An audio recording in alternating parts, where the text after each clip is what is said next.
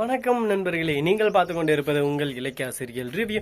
சரி வாங்க வீடியோக்குள்ள போய் என்ன நடக்குதுன்னு சொல்லிட்டு பார்ப்போமா அப்படின்னு சொல்லிட்டு பார்த்தீங்கன்னா, இதுக்கு பேர் தான் தலையெழுத்துன்னு சொல்லிட்டு சொல்லுவாங்க. அதுக்கு ஏற்ற மாதிரியே இப்போ எல்லாமே ட்விஸ்டாகவே நடந்துன்னு இருக்கு.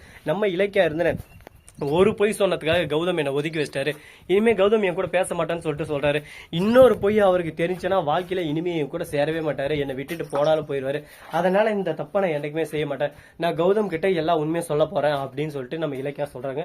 இதை கேட்டதும் என்ன பேசுற நீ, லூசா நீ, பைத்தியமா நீ, அப்படி இப்படின்னு சொல்லிட்டு ஒரு பக்கம் பேச ஆரம்பிக்கிறாங்க. இதனால என்ன பண்றது ஏது பண்றது தெரியாம ஒருவேளை இப்படி இருக்குமோ ஒருவேளை அப்படி இருக்குமோ சொல்லிட்டு அதிகமா சிந்திக்க தோணுதுங்க. சரி இப்படியெல்லாம் ஒரு பக்கம் நடந்துன்னு இருந்தாலும் மறுபக்கம் என்ன நடக்குதுன்னு சொல்லிட்டு பாத்தீங்கன்னா, கரெக்டா நம்ம அஞ்சலி இருக்காங்கல்ல, அவங்க வந்து வேற லெவல் ஒரு ஆக்ரோஷமான ஒரு உற்சவத்தோட ஒரு கோபத்துல இருக்காங்க. எதுக்காக அப்படின்னு சொல்லிட்டு பாத்தீங்கன்னா, அவங்களும் எவ்வளவோ பொறுத்து போனாங்க. ஆனா இது எதுவுமே அவங்களால முடியலைங்க.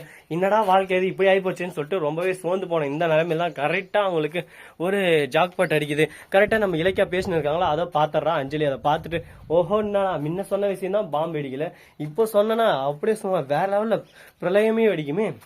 இந்த ரேவதியோட பையன்தான் கௌதமா, ஆட்டா தருதல சி அப்படின்னு சொல்லிட்டு ஒரு பக்கம் இலக்காரமா பேசுறாங்க. இதை பார்த்து நம்மளுக்கு ஒரு பக்கம் கோவம் வரும். யாரா இவ, பொண்ணடா இவடி, சரியான சைக்கோவாகிறா அப்படின்ற மாதிரி நம்மளுக்கு ஒரு பக்கம் கோவம் வரும். என்னங்க பண்றது, வாழ்க்கைன்னா அப்படிதான், இந்த மாதிரி சைக்கோங்க பைத்தியங்க எல்லாத்தையும் சந்திச்சு போற மாதிரி தான் இருக்கும். சரி இப்படியெல்லாம் ஒரு பக்கம் பிரச்சனை கடந்து போயின்னு இருக்கா. மறுபக்கம் என்ன நடக்குதுன்னு சொல்லிட்டு பாத்தீங்கன்னா, கரெக்டா நம்ம பைரவி இருக்காங்களா, அவங்க இருந்துன்னு அந்த விஷயத்தை கேள்விப்பட்டதும் ஃபர்ஸ்ட் கௌதம்க்கு இதை தெரிய விடாம அந்த ரேவதி அந்த வீட்டை விட்டு காலி பண்ணணும் அப்படின்னு சொல்லிட்டு முடிவு பண்றாங்க. ஏன்னா கௌதம் மேல இவங்க உயிரை வயசுன்னு இருக்காங்க.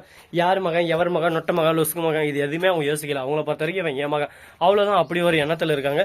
இந்த மாதிரி ஒரு நல்ல உள்ளத்தை நம்ம என்ன பண்ண முடியும் சொல்லுங்க பார்க்கலாம். எல்லாமே காட் இஸ் கிரேட்னு சொல்லிட்டு சும்மா சொல்லுவாங்க. எல்லாமே அந்த கடவுளோட அருளெல்லாம் நடந்துன்னு இருக்கு. பார்ப்போம் இன்னும் மேலும் என்னென்னவோ நடக்க போகுது, ஏது நடக்க போகுது சொல்லிட்டு பொறுத்து வந்து பார்த்தா தெரிய போகுது.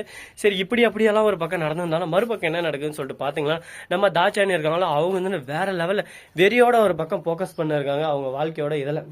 இதுக்கு மேலே இப்படி நடக்குமா, இப்படி நடக்காதா அப்படின்னு சொல்லிட்டு நிறைய யோசனை இருக்காங்க.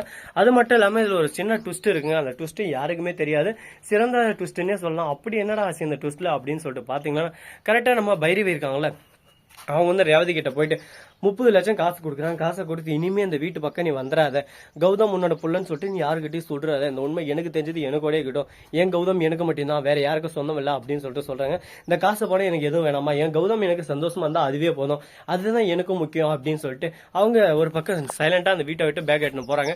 இதை பார்த்தா நம்ம இலக்கியா இருந்து என்னாச்சு ஏதாச்சு அப்படின்னு சொல்லிட்டு கேட்க, இது வந்து யாராச்சுன்னு உங்களுக்கே தெரியும், அதை நான் வேற சொல்லி தெரியணும்னு சொல்லிட்டு ஒரு அவசியம் இல்லை அப்படின்ற மாதிரி ஒரு ஜோக்கை ஒரு பக்கம் போட்டுவிட்டு போவோம். சரி இந்த ஜோக்கு ஒரு பக்கம் போயின்னு இருக்கு. மறுபக்கம் என்ன நடக்குதுன்னு சொல்லிட்டு பாத்தீங்கன்னா, விளைவுகள் கொஞ்சம் கொஞ்சமா பெருசாயினே போயின்னு இருக்குங்க. இந்த விளைவுகள் எவ்வளவுக்கு எவ்வளவு பெருசாகுதுன்னு சொல்லிட்டு பாத்தீங்கன்னா, பூமி ஒரு பக்கம் ரெண்டா பழம் தான் எப்படி இருக்கும் அந்த மாதிரி ஒரு பக்கம் நம்ம கௌதமோட மனசை புழக்க போறாங்க. இதை எப்படி தாங்க போறாரு, என்ன பண்ண போறான்னு சொல்லிட்டு தெரியலங்க. சோ நண்பர்கள், இந்த வீடியோ பிடிச்சிருந்தா லைக் பண்ணுங்க, கமெண்ட் பண்ணுங்க, ஷேர் பண்ணுங்க, டிண்டிங் பெல்ல தட்டி விட்டு போங்க. அப்பதான் நான் போற அடுத்த வீடியோ உடனுக்குடன் நோட்டிபிகேஷன்ல வந்து கொண்டே இருக்கும். மிக்க நன்றி, தேங்க்ஸ் ஃபார் வாட்சிங், டாடா, see you, நன்றி, வணக்கம்.